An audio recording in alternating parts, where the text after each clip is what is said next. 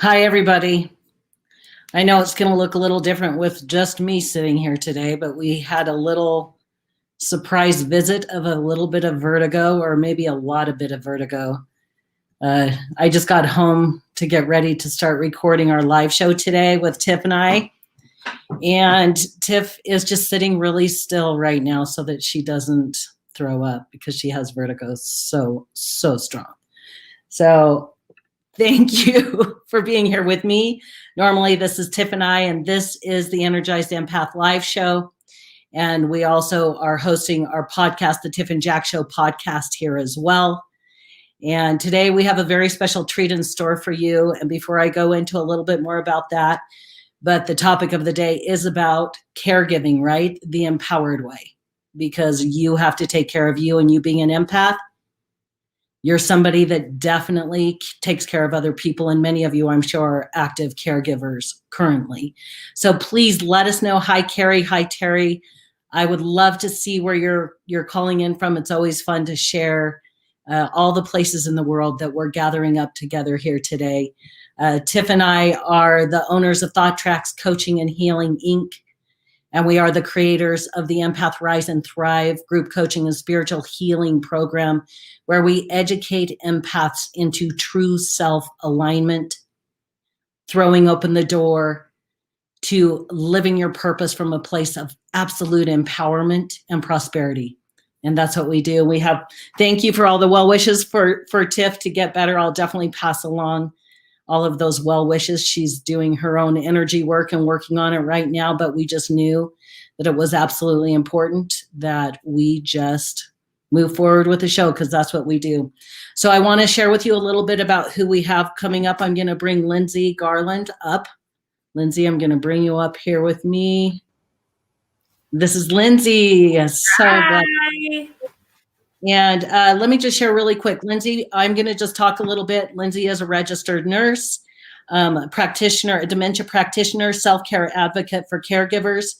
She's the creator of the Hero Caregiver, which focuses on education, motivation, and inspiration, assisting caregivers to take back their power and their control while still caring for the people that they're in care of.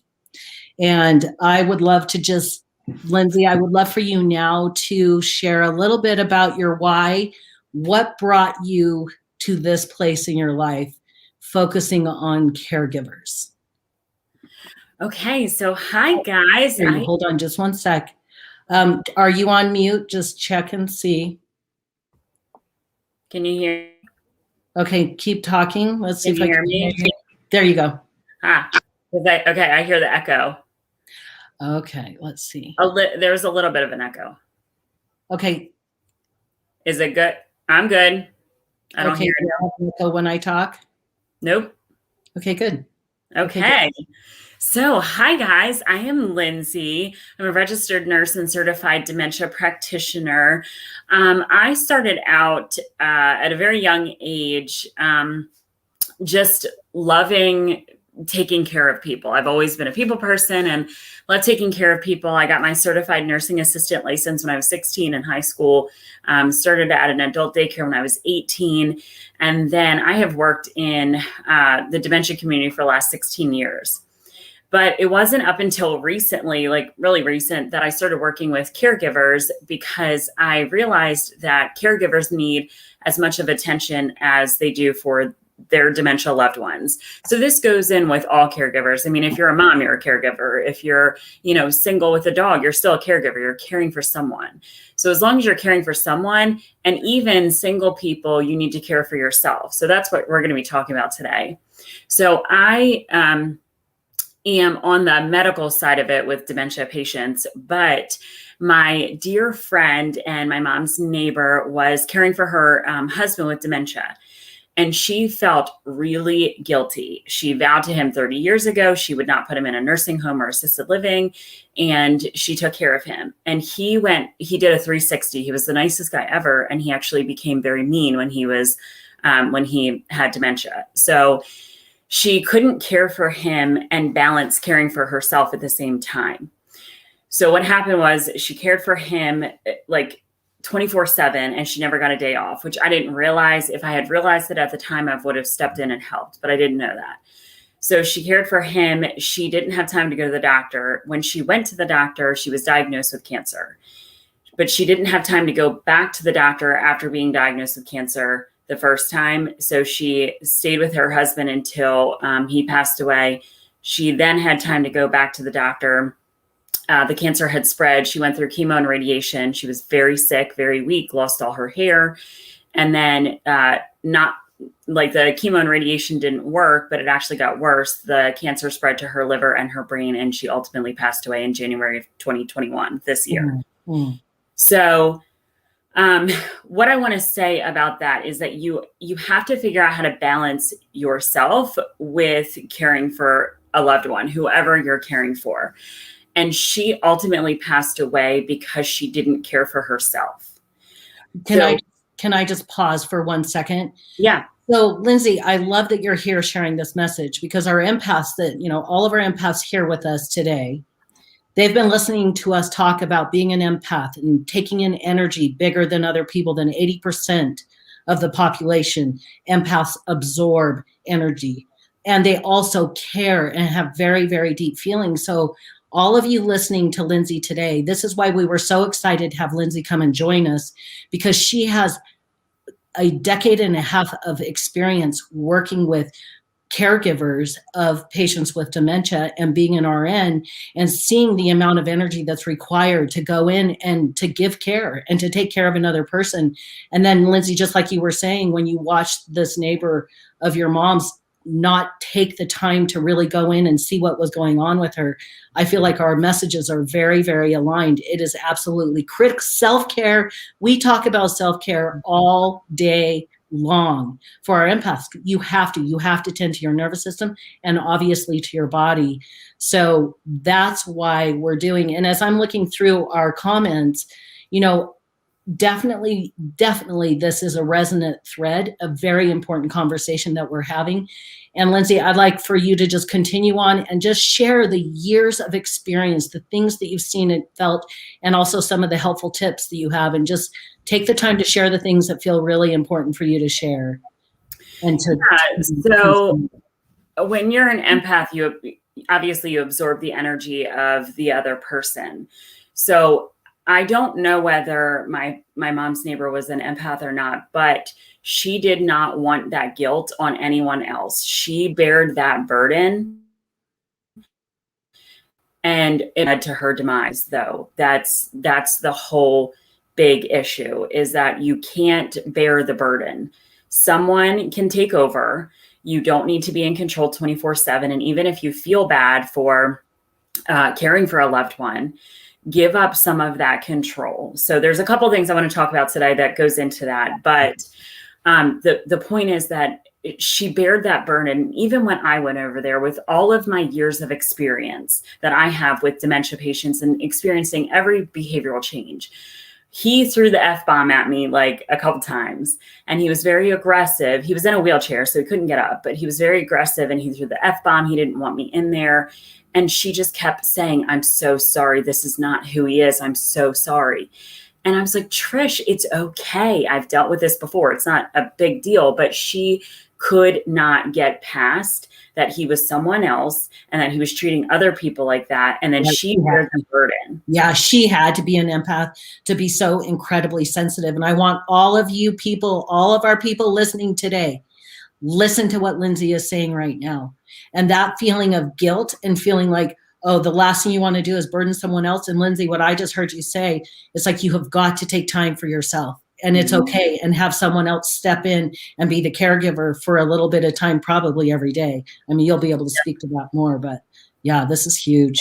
And I tried to get her to let me help her, but she was like, "No, don't worry about it." And I think she felt bad for me because I have a 6-year-old, and I was like, "Okay, I can come take care of it. I do this all the time." Yeah. she did not want to give it up. And I try to keep asking her, it's okay. You can let him go to a nursing home or assisted living because this has become unsafe. It's unhealthy mentally. It's unsafe physically, and I think at the time she knew she had cancer, but she didn't tell anyone, and she had no children. So she had no one else to bear the burden to. She was able to, she called a couple places to get a living caregiver and a caregiver throughout the day, but she ultimately said no. She was there taking that step, and then she reverted back to her ways. So it's so vital. And I guess I never really thought about this until you don't really think about it until it smacks you in the face. Yeah. And I just don't think any of us did. I don't go around every day saying, I'm going to have cancer or she's going to have cancer. You just go through the motions through everyday life, and you have to stop and realize you can't do that because something will ultimately happen with your health. Yeah. So you have to take the control off of you and the burden off of you and let someone else step in just for a little while. At least go for a walk or go on vacation or go to the doctors or do something that you've been putting off. I feel like this, I just appreciate your message so much because it's another voice that we're bringing into our people, our community, our empaths. And I want you, our empaths, to listen and let these seeds get planted in your brain. So when you're finding yourself feeling guilty, or you need to shield, you don't want anyone else to be mistreated by somebody with dementia that you're caring for. You heard Lindsay, who has 16 years of wisdom and knowledge, and this is her specialty, reminding you, telling you, and begging you, please step aside when you need to. Please take that time for yourself. And I just noticed in our comments, Luann said, I know that I got kidney stones because of my time spent with my 12 months with my mom with dementia, right? Because there's such a mind-body connection. And when you're carrying the brunt and you aren't coming in and really tending to your energy and tending to yourself and your nervous system every single day, putting yourself at the top of that to-do list, oh my God, there's some serious health issues that can play out because of that. And then sometimes it doesn't. I'm sorry, Lindsay, really quick. So to all of our listeners, start thinking of questions for Lindsay because she's going to keep sharing. And then Lindsay, if you'd be so kind to share, to spend a little bit of time answering any specific question. Yeah. Okay, that'd be awesome. Okay, please go ahead. Thank you. Okay, so I want to give you 3 tips that are completely vital every day that you can do. And to make sure you have a piece of paper and a pen and you're going to write these down and then stick them on your refrigerator, in your bathroom. I mean, I write on the walls, not the walls, the mirror in my bathroom. I have the markers that you dry erase. Yeah, there you go, the dry erase. And I write on my mirror so that I don't forget, because obviously the bathroom's where you're going to go every day. The refrigerator's where you're going to go every day, stick it where you're going to see it. So the first one that you really need to focus on is the word I surrender. Words matter more than we think they do. And for you to say, I surrender, it's not a negative connotation. So I surrender technically means you're giving up that control, you're stepping back and saying, I need help. I can't do this. But it's not a negative connotation. Whereas if you say, I'm giving up, you're throwing your hands up in the air, I'm giving up, and our society makes it so negative when you say, I'm giving up, I'm done. Even my face changes when you say that. But when you say the word, I surrender, it's just peaceful and calm. And there's no negative connotation. You're just saying, I surrender. And I am going to step back a second, let the control go away, and I need to do something for myself. So if you're a person who is crying because you're taking on someone else's emotions, or you're so frustrated because someone else is frustrated, or something is not going right today, take a step back and just write, I surrender. And it just makes it peaceful. It doesn't make it go away. It doesn't take you out of reality. It just makes it peaceful for a second. Words matter. The words that you say to yourself every day, every single second of every single day matter. Oh, yeah. We have 6,000 to 60,000 thoughts per day. That is an actual statistic. It's documented, but I guess I don't know how it works, but I researched it. 6,000 to 60,000 thoughts per day is what is going through our mind. Most of them are recurring, habitual, negative thoughts. So every day, at least 1-2 points of the day, you're thinking of recurring negative habitual thoughts that it might not even occur to you that this is happening. It's just how it is on an everyday basis. So when you have those habitual thoughts, step back and say, I surrender.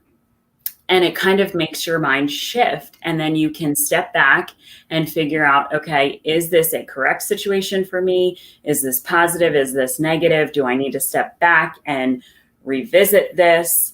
Something for yourself, because ultimately what that is doing is reshifting your mind. And when you reshift your mind to positive thoughts, then your body gets healthier. Now, I don't know how all this stuff works. I would just like to say something, because this is very aligned. We teach surrender all the time. And sometimes people, when they hear the word surrender, they think you're saying you're giving up. No, this is not, just like you just said, Lindsay. This is an action you're taking where you're letting go and trusting. You're letting go of the how everything's going to get taken care and how everything's going to get done. You're letting go of the how. You're trusting that as you surrender, let go of the how, you're in a state of trust, open to receive the abundance, open to receive the answers. But when we're in a state of, I can't do this and I don't know what to do, and our thoughts are running away with us, essentially we have our energy walls up and we can't receive the intuitive answers or the intuitive nudges. And I love that step one is surrender. And I love the idea of writing it on your mirror with a dry erase marker. I surrender, and feel yourself giving up how the control and the force to try to figure it out, and trusting and knowing that the answers and the support and the help that you need, whether physical or from the unseen realm, is coming into you now. We all have angels. We all have support. You and the person you're giving care for also have angels. And it's not, you don't have to be the universe here. You can surrender and go into a state of openness. The other thing is, with your group, I don't know if they're coming in as like, this is new people and this is a new thing to them, or if they've studied like personal development, but in your life, what you have experienced as a child and moving all the way forward until now, when you're maybe new to hearing the word surrender, you have to understand that you've had umpteen years of negativity blocking your mind. So this word of I surrender might think to you like, that's ridiculous, or it's going to take me a while to get used to it. It's been 6 years for me that I've done personal development, and I'm constantly learning new things every day. And I sometimes revert back to the negative thoughts when I know in my mind I can switch it, but yet those negative thoughts are still there. Mm-hmm. So it's a huge process. It's going to take a process, because it's taking you years of negativity. And now you're in the spot where we're telling you to surrender, when you've had all this control and all this burden on you for, however long. So it does take a while to process, but when you write down, I surrender, it's big. And just remember to say that. It's big. And I can see some comments and questions, and I'm going to hold, for you, our listeners, I'm going to hold the questions until Lindsay gets done teaching her 3 points, and then we'll jump in with the Q&A. Okay. So number 2, this will be a short one. Number 3 is a little bit longer, but number 2 is short. Write down a list of what you need to do for yourself immediately, what can be stretched out 1 week, and what can be stretched out 1 year. So immediately, are you having some kind of medical issue that you need to be taken care of right now, but you have put it off? Are you behind on bills that need to be due immediately, but you've put it off? Are you behind on something else that you need to do immediately, but you put it off? All of this things that rattle in your brain that you don't write down on paper, but are in your brain, are constantly making you think over and over and over again. And that actually makes you stress. And your body feels physical symptoms when you stress out, because you're not taking care of these things that you know you need to take care of, but you're not doing it.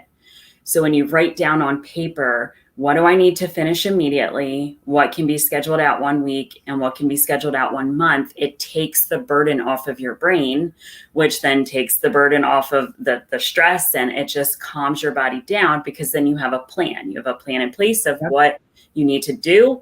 And then, it's good to go. It should be good to go. The funny thing is, like, when I talk about self-care, people always think like, oh, I'm going to get my nails done or my hair done or something like that. Like, that's self-care.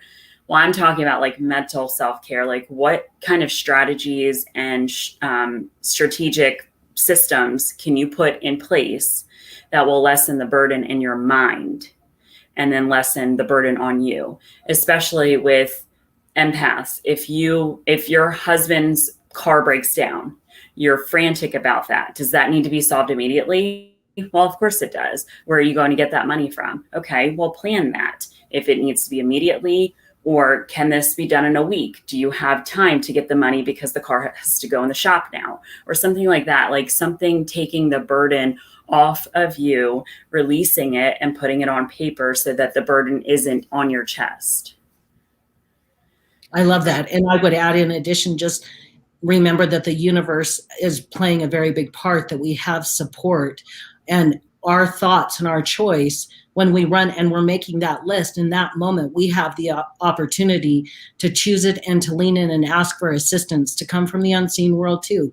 Like, I have a car repair that needs to happen, and this is on my paper. It's got to be taken care of. Assist me in seeing solutions. Everything is figure outable. And it's when we get it out of our brain, put it on paper, that it gets so much easier to manage and deal with. I love this. Yeah. All right. Now, number 3, this is a big one. So I want to make sure that you get this down. I want you to rate yourself on a scale of 1 to 10. So 1 being 0, nothing. And then 10 being you're a superstar. How would you rate? Oh, and you can't say number 7, because number 7 is kind of cheating, because that's like, I'm there, but I'm not, but I'm a rock star, but I'm not. Okay. How would you rate yourself on a scale of 1 to 10 with your finances? Are you in a good position with your finances? Is there something you can improve upon? Is there somebody that can help you manage your finances? Is there a way to automate things? Your health on a scale of 1 to 10. Do you need to go to the doctor immediately? Can you schedule that appointment that you've been putting off for a mammogram? I had one lady tell me that she actually scheduled the appointment for her mammogram that she's been putting off because I told her about my friend having cancer. And she was like, that was a huge relief. Well, how come you didn't do that before? But it takes somebody else to tell you, you need to do this, for people to like really put it into action. Your happiness on a scale of 1 to 10. How happy are you? How can you improve that happiness? Do you need to get out of a certain situation to be happier? Do you need to put yourself in a certain situation to be happier? But don't take the burden of someone else's happiness. That's what I want you to get, because I used to do that with my husband, that I would take the burden of his misery and put it on me. And then it made me miserable. And I just kept thinking, I'm not in control of that situation. Why am I miserable? And I couldn't get out of it. So it's very hard. And I totally understand that for people, like, you're absorbing the person's energy. So just remember, you can't control their happiness. You can only control yours. Right. We are 100% responsible for our own happiness. Never, ever, ever, not even a percentage for anyone else's. You can't even make someone else happy, literally. It's an internal job, 100%. So I'm glad you shared that.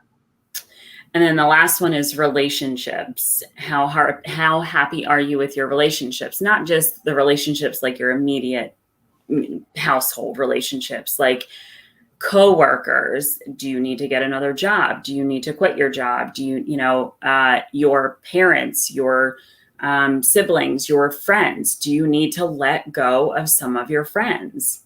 Do you need to increase some more magnificent friends? Something like that. Rate yourself on a scale of 1 to 10. So all of this in consideration goes towards caring for yourself. So Again, usually when I talk about like self-care, people sometimes think like getting your hair done and your nails done is like self-care, but it's internal. It's more than that. It's internal self-care. It's mind self-care. It's physical self-care. Are you getting yourself to a doctor? Do you need to be put on medication for anxiety or depression or something? That's taking care of yourself. Do you need to remove yourself from the burden of other people? Do you need to hire someone to help you with certain things or certain tasks so that you can take the pressure off of yourself? The more pressure you put on yourself, the more pressure inside that your body's going to break down. It's just inevitable. You cannot function and control every single thing. You have to take some of the control off. And I had a problem with that too. I had a very big problem with that. Mm-hmm. So I'm not telling you this because, I'm just do as I say, not as I do. I have worked on myself and done this, that I have taken the control off of myself, and it feels so much better. Yeah, I know that this is a great conversation, very important. And it brings me back to the time when Tiff had suffered her brain injury following COVID early in 2020. And I was the caregiver, and I was stressed out of my head. She's the coach. We are both coaches in our business. This is our life. This is our work. And she couldn't do any coaching for 4 months. And I was running myself so completely ragged and was totally exhausted. And finally, my body just kind of took over and forced me to sleep. And I couldn't even stay awake when I felt like I needed to. And I, too, had to allow assistance and help. And I had to reach out and, friends that were saying, can we bring in food? And can we do this? And what can we do? And it was difficult for a time because in my mind, I felt like, no, she's going to get better. Like she's going to be better by next week. And when I started getting very realistic and learning and understanding, we started working with a coach that was really working with us, worked with benzodiazepine withdrawal patients. And oh my God, it was so intense. And as I started to get my feet under me and have the ability, and it wasn't even because normally I'd like to go out for a walk for 30 minutes. There was no way to do that. But what I could do is go sit outside for 5 minutes in the sunshine, just breathe, doing it on purpose. And for me, that's where I really used a lot of positive self-talk and reminding myself everything works out in one way or another. Everything is figure outable. Even though I don't know how this is all going to get there, I know what I want, and I want to have us, being able to do the work that we're doing. And my God, it's just when you're in it, it's so intense. And I'm so grateful, Lindsay, that you're here sharing from such a place of deep wisdom and experience and being in the trenches with the caregivers and with the patients that are having dementia and those things. So it's just really powerful. I love it. And I love the finances, health, happiness, and relationships rating. Where are you at right now with those things? And how can you improve? I think it's a really great, really, really important. Yep. That's awesome. Well, that was my 3, the big ones that you need to implement. Okay. So, and you said the first is go write I surrender on your mirror, right? Get your dry erase marker and write that out on your mirror. I love that. It is good for everyone. If you're not actively being a caregiver and it's you living alone in your house, I surrender.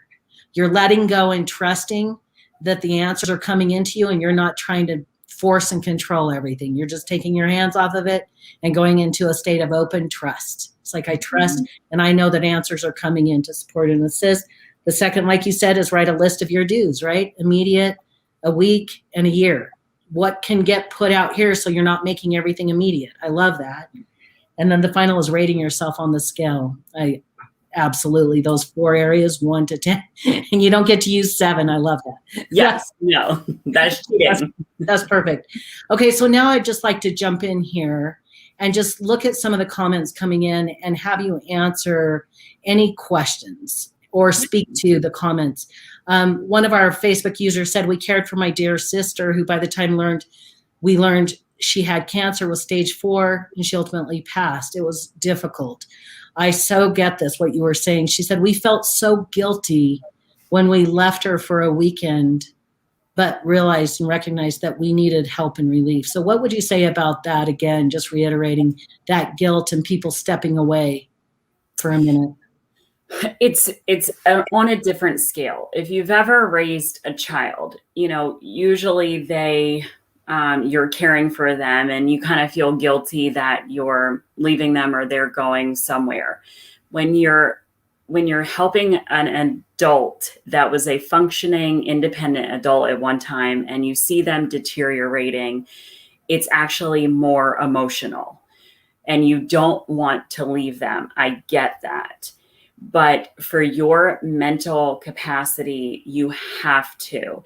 They will be okay for a little while. You can put your trust in someone else. Just make sure, they're a reliable source. You do a background check or whatever you need to do to make yourself feel good that they are in the hands of someone that's going to love them and care for them like you do.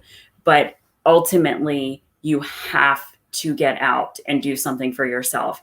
Because if you get sick, I forgot about this point and I wanted to bring this up so bad. 30% of caregivers, this is an actual statistic from AARP. You can Google it, look it up. For 2020, they haven't done statistics for 2021 yet, but for 2020, 30% or more of caregivers actually die before their loved ones do because of the stress. And I want you to really sink that in because 1 in 9 adults over the age of 65 has dementia.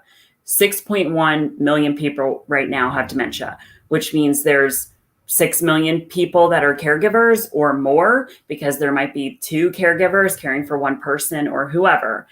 And it's not just dementia people, it's people that are sick and dying from cancer. If you're a caregiver, period, you're more likely to die from being a caregiver than you are from just working or having your own health issues, because you're absorbing their health issues, you're taking care of them, you're not focused on you. So you have to get out of your house and do something for yourself, because it is not going to help if you get sick and you're caring for someone that already is sick. Well, then you're no good to them. You have to get out and be healthy for yourself, so ultimately you can care for them. And then they can know that you're there when they pass, or, everything is at peace when they pass. So you have to care for yourself. This is a very somber topic and a very important message. Very important. You must care for you, right? You must, even if it's little tiny baby chunks of care. Sunshine Gal said, this is so true. I really need to get some help, but I'm having a hard time asking. What would you say? I surrender. I surrender and literally ask for assistance. We speak about angels all the time. And that's what I did literally when we were in the depth of it with Tiff and her brain injury. It was the day, and I've shared this story before, that I was sitting on the couch. It's when I finally realized the depth of what was happening in our life. And I literally started to pray, asking my angels to assist us in bringing in answers and help and support, because I couldn't see at that point what was going to happen. And I made a very firm decision of what I wanted, that I wanted to keep our business going, that I wanted to find answers if there were any answers that I could find. And then I just surrendered and asked for help. And it literally turned the tide and opened up the possibilities, so that I started to see clearly all the help that there was for us. So, and having a hard time asking, just like Lindsay said, there are people around that will definitely want to assist and help. And if it's only a hard time because you feel guilty or you feel afraid or that you're going to be a burden, choose to step past that. Just make a choice to step past that and ask for help around you, because there is help. You do have to be mentally ready for it. So I can say this now because I understand it, but I really didn't understand how your mind blocks things until I had it happen in my own life. I was at one time really depressed, but I was so adamant that I was never going to go on antidepressants. And so I went to the doctor and she prescribed antidepressants. And I was like, I'm not taking this. It doesn't work. So I took it and it didn't work for me. Well, it didn't work because I wasn't in the right mind space for it to work. So again, and then when I went back to the doctor, then I realized I surrender. I have to do this for me, because stuff happened and it was like a chaotic situation. So I went back to the doctor and I was like, okay, I understand, like this is out of control and I have to control it. So then I got on a different antidepressant and it worked. But it was also because I was in the headspace of, I really, really, truly surrendered in my heart and my mind that I needed help. So if you're feeling guilty, but then you try to get help, your mind is going to block that too, because you're going to find something wrong with the situation that kind of solidifies what you're thinking in your mind. So like if you went to go get a caregiver outside of the home and they came in and they kind of acted rude, or you didn't like the way they looked, or you didn't like the way they talk or something like that, and you're like, no, that's not for me. Well, it's not for you because you were finding something wrong so that you didn't have to deal with the situation. So when you need to ask for help, but you also need to be in the right mind space for that help and saying, truly, in your heart and your mind, I surrender. And then you will be ultimately ready. And then you will find magical people and they'll be wonderful. And then you'll see, oh my gosh, why didn't I do this before? Well, it's because you weren't in the right headspace. So as soon as you get there, then you will be open enough to creating great things. Amen. Our thoughts are literally creating our reality. So it's very important that we become aware of what are we thinking. And if we literally think and say over and over and over, there's no help for me, there's no help, then we won't see the help that's standing right there for us. I love that, Lindsay. I very much agree. And that's why if you will just change and open up and choose a new thought, I choose to open up to receive and see the help there is for me. I surrender. And I choose now to be open to receive. I need help and I'm open to see it. Just by shifting that and shifting your words, what we focus on grows. What we focus on grows. So it's I didn't realize that either. I mean, this is new to me. It's not like I've been a positive person for my whole life, you know? And even when I went to church, they would say stuff like that. And I'm like, yeah, whatever. Okay. Right. I just wasn't ready for it. And now that I'm in that headspace to be ready for it and open to it, now all these amazing opportunities are happening. But at that time, like, so you could say something right now, and we could be talking right now and somebody can hear it, but they're not ready for it. They won't change until they're actually ready in their own mind and in their heart. Yep, that is all true. And what I love about that is that these things you're saying right now, Lindsay, are seeds that are being planted. So even if one of our listeners is like, oh, yeah, I don't really think that's true, or oh, no, there's no help for me, that seed still got planted. So it will grow when there's a space for it to grow. And it's okay. It'll come when it does. But all of these things are seeds that are being planted right now in that gorgeous little noggin of yours, so that when you really need it, you're ready.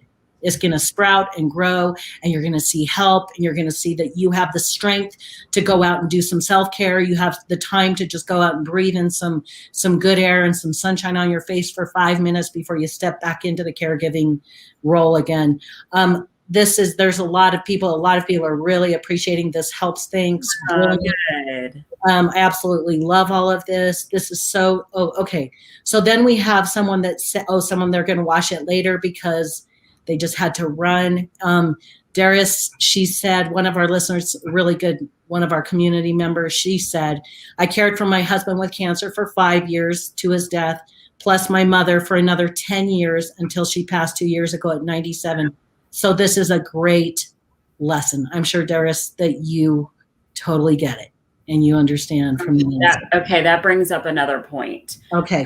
That I kind of forgot, and I do want to mention this, Good. that when you're caring for someone, if they have cancer, sometimes they do last a while. If they have dementia, sometimes they do last a while. So you have to put a plan in place, because it is reality sometimes that these people, even though that they're very sick, they may live another 10 years, which happened to her mom. So you have to put a plan in place. Are you really ready to care for someone that has all of this stuff going on for the next 10 years? Are you able and willing to care for someone, but then how do you balance that for yourself? I mean, if they are, like, if a dementia patient is healthy, like they don't really have anything else wrong with them, but they do have memory loss, they can live a while. like a long while. So you have to be really ready and understanding if you're going to go this avenue and be a caregiver, which my grandmother has dementia and I told her to come live with me. She's 88. She could last until 98. She could last another 10 years, but I understand how to cope with it. But you have to understand how to really balance yourself with your loved one. Yeah, if you're putting off your self-care because you think, well, I'll just push and, thinking, well, maybe it's only going to be this long, but really it's going to be a very long road. If you're not taking time every single day to put yourself at the top of your priority list, you will not have the bandwidth. And God forbid, someone falls into the 30% of caregivers die before the person they're giving care. That statistic, we had a lot of like blown minds over that one. And Lindsay, when you told it to me too, I'm like, what? But it speaks so loud and clear to the stress load that you're carrying as a caregiver. Yes. And it's not like being a parent and having a kid that is a baby and then an infant and then a toddler and then they eventually go up and these people are reverting backwards. But now you have a person that was independent. You saw how they looked, how their characteristics were, and now you're changing their diaper. Or if they had cancer, then all of that happens too. But they're heavier. They still have their own thoughts and opinions because they were a functioning adult at one time. So not only are you physically caring for someone that could be 2 times heavier than you are, and you're having to physically move them and stuff, that the mind shift, the behavioral changes that happen when you're caring for someone that's sick takes a toll on you mentally as well as physically. And it's almost worse when it takes a toll on you mentally because then things start shutting down. If you're physically, your back might hurt, but you'll be okay. Your knees, like my knees click from being a nurse. I don't know why, but I'm okay. But if I was in a bad mental space from seeing a person that I knew and loved and was a functioning adult, and now they're reverting back, it's worse. And it really works on your mental health. So you really have to be prepared mental health wise too, that the 30% may come from mental health as well. Yeah, definitely. Because the mind body connection is so intrinsically, we're just so mind body connected. Our thoughts literally push as emotions push into our body. Then there's dis-ease and problems and pains that show up in the weak areas of our body. So one of the things, Lindsay, that you may not know about Tiff and I is that we're clinical hypnotherapists. And we know that 30 minutes of hypnotherapy or meditation or being in a meditative state is like 4 hours of deep REM sleep. So if you're not getting a lot of sleep, the fastest bang for your buck is get 30 minutes of a hypnotherapy session that just goes in and restores your energy, restores your mind, and gives you that regenerative power in your body. Do it. And if you're a caregiver, I'm asking you right now to find me, DM me, send me a message, and I'll send you a hypnosis that you can start listening to right now that will give you some of that rest and regeneration that your body and your mind and your nervous system are so desperately in need of. Okay, so I'm going to message you too because I need help with my husband. Okay, yes, I will send anyone we have help. And I will definitely send it because that's awesome. I didn't know that. Right. If we can tap into the power of our subconscious mind, and in the hypnotherapy, the different sessions that I record, there is so much positivity and so much encouragement, lots of surrender. One of them is trust and go with the flow, which is all about surrendering, trusting, and knowing that answers and help is here for us, all around us all the time. So yes, reach out to me. That would be awesome. Let's see. Oh, Belinda, one of our community members, she was the one that talked about caring for her favorite sister, is the one they've cared for her for almost 2 years. She's been gone for 10 years. And they're the ones that knew they finally had to step away and take some time away. And so Belinda, sending you so much love. I know that you just loved her so much. And then, Pauline says, my good friend is in a situation now where her mother has had dementia for over 10 years. Their father insists she will not be put into care. The 5 siblings and the sick father have been caring for her mom for over 10 years. I'm sorry that it just jumped. Hold on, I want to finish this, Pauline. For 10 years. They are now in crisis. How do we get Dad to move forward to save the family? What would you say? Like what kind of what could Pauline say to her friend that would support them and their dad? And what do you do in cases like this?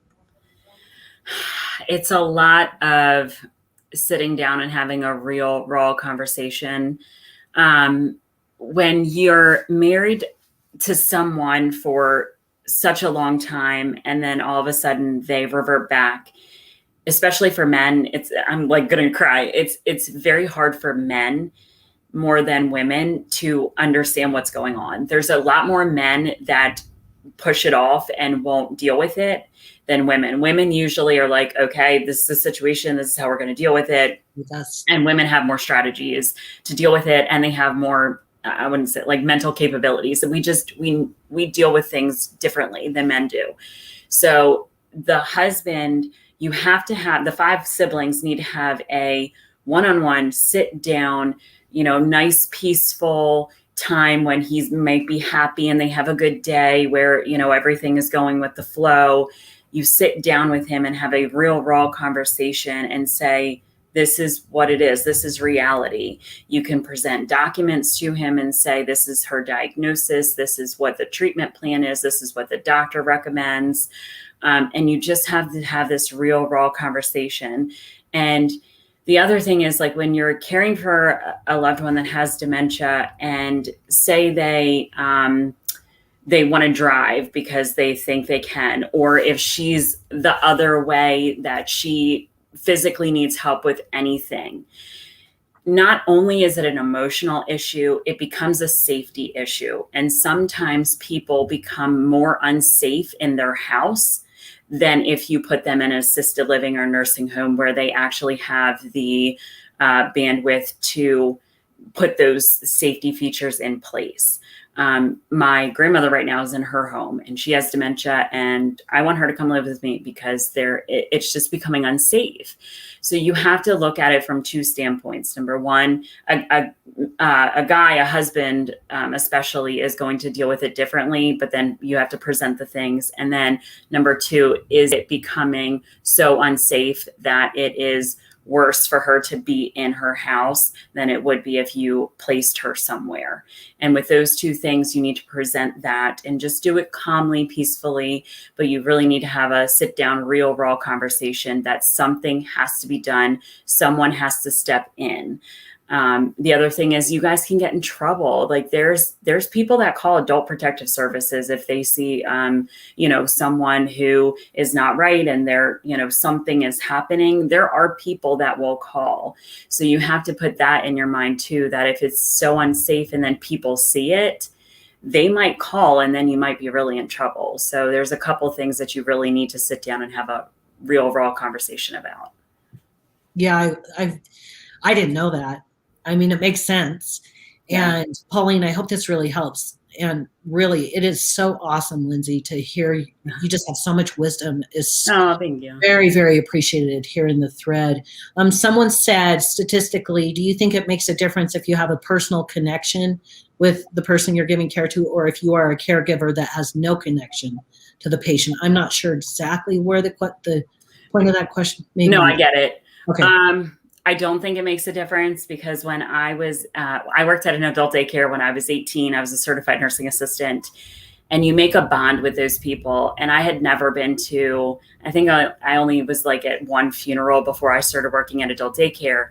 Then I went to all these people's funerals, and it actually made me, I was crying, I was sobbing at these people's funerals because you make that attachment. So even though you may not know the person, you do get to know them, and there is a personal attachment there. And I cried harder at their funerals than their own family did. Wow. So it does take a toll on you no matter what. And you get to know these people and love them. And they may not know your name. They may not understand where in the heck they are, but they can tell you what they did in 1965 with their, car and World War II. And they can tell you all these stories, and it's just amazing.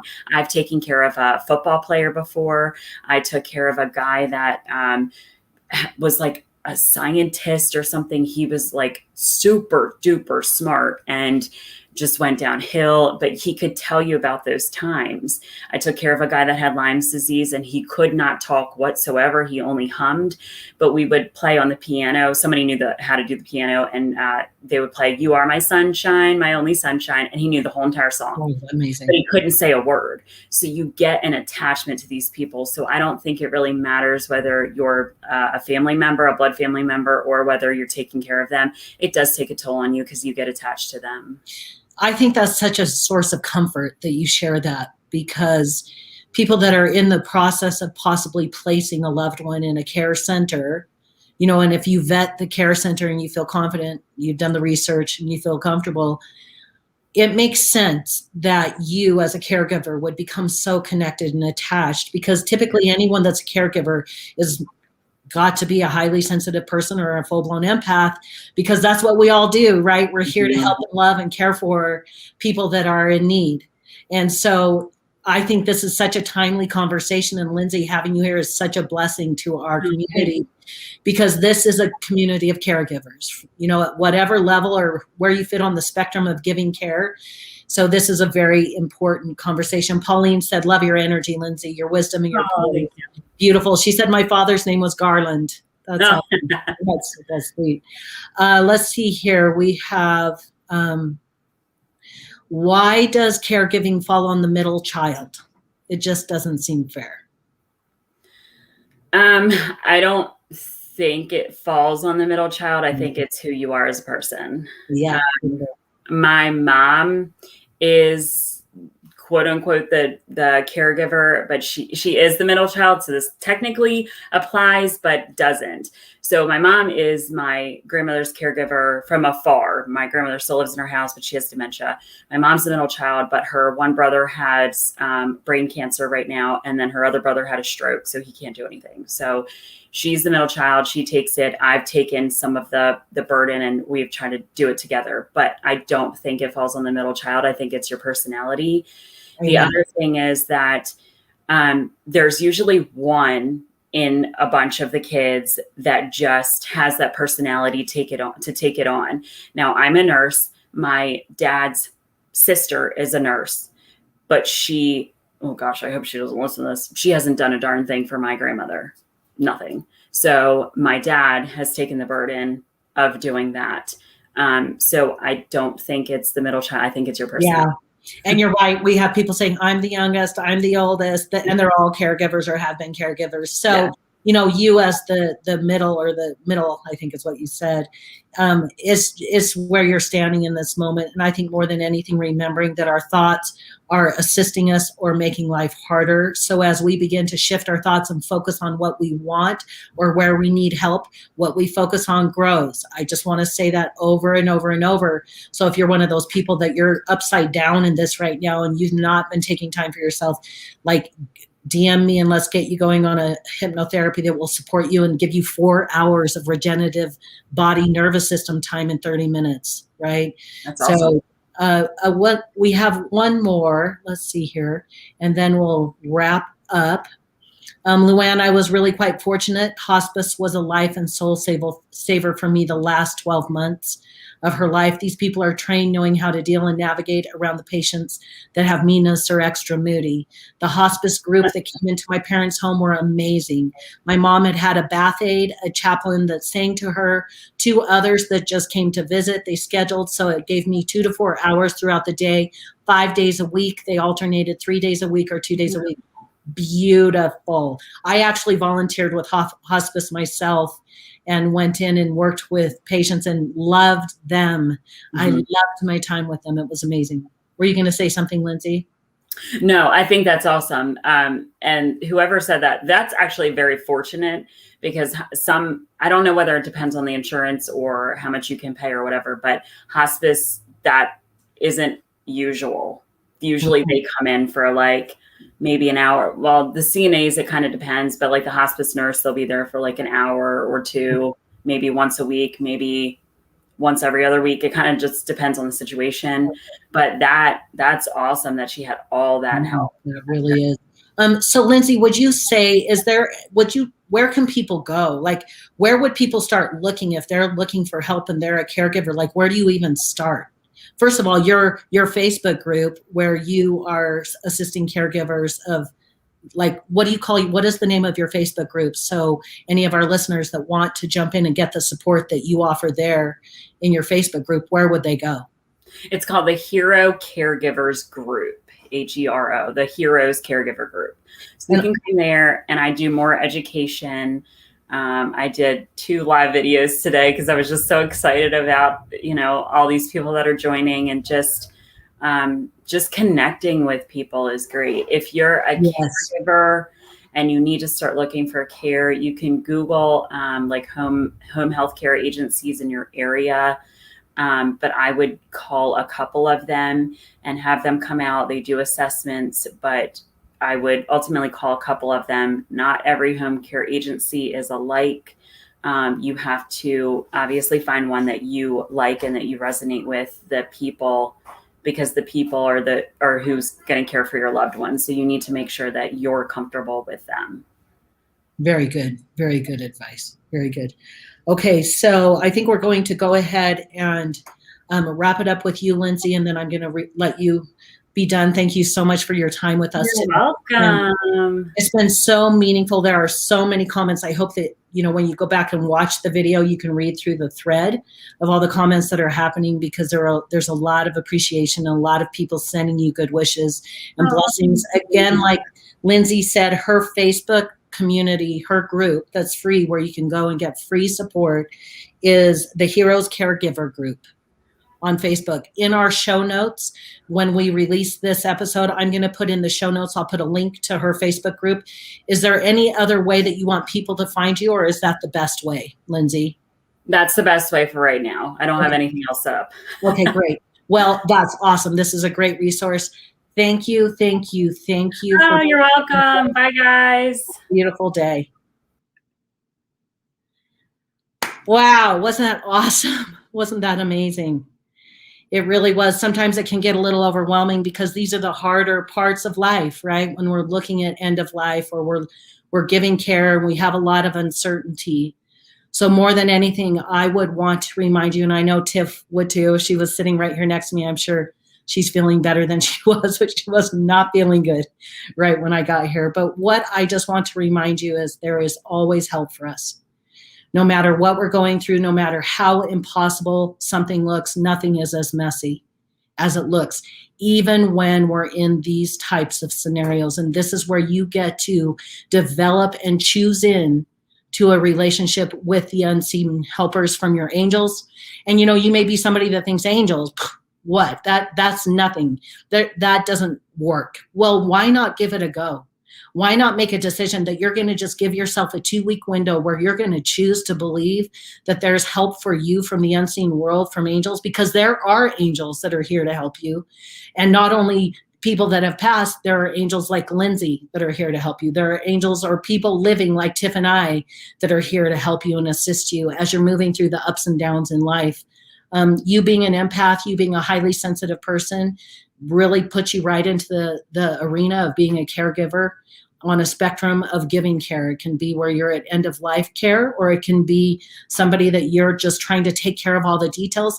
And we are imploring you, me, Tiff, and Lindsay today, we are imploring you and asking you and begging you to put yourself at the top of that care list.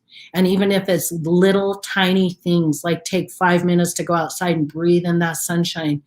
Another thing you can do for self-care is to ask your angels to assist you to find peace in the day, to find peace with the scenario that you're experiencing. If you're someone that you really need help in the caregiving that you're doing, ask your angels to bring in help and to open doors, and make a decision to choose to believe that they're there for you. And I promise you, in a very short amount of time, you will begin to see and feel their presence in your life. You are an angel in the life of other people. You being an empath, you are a very powerful healing presence on this planet. And you're not here to do it all alone. You are not here to do it all alone. That is why Tiff and I are here with you to support you. That's why in our Connected Empath Facebook group, We are here to help and heal you because we know that you are living a purpose of helping, healing, and tending to our human brothers and sisters on this planet. So you being here on this call today, you being here in our Connected Empath Facebook group, you coming to our Energized Empath Lab workshop, which is when we spend 5 days, Monday through Friday, and then bonus days, Saturday through the next Tuesday, where we are just giving you so much help, support, and assistance to assist you to live from a place, from your healing gifts, from your natural healing presence as an empath on this planet. We're here to fill up your bucket so that you know what you can do every single day in little teeny tiny actionable ways to turn the tide so you have the energy and the emotional support so that you can carry on. Luann, I love that you said your non-physical angels brought you your human angels. Thank you for the love that you share with Tiff and I. And thank you for your presence here. Allison, you're welcome. And Tiff will feel better really soon. You know what? This is the life of being a highly sensitive, gifted person. You will have lots of ups and downs in the physicality of life because just as Lindsay also reiterated, our minds and our bodies are inextricably connected. And whatever we're experiencing, it's an opportunity for us to learn something, clear something, or make a new decision for ourselves, right? Carrie, Anton, so glad that you're here. So glad. And Luann, the fact that your mom's passing was 9 years ago tomorrow, that really is beautiful, beautiful timing.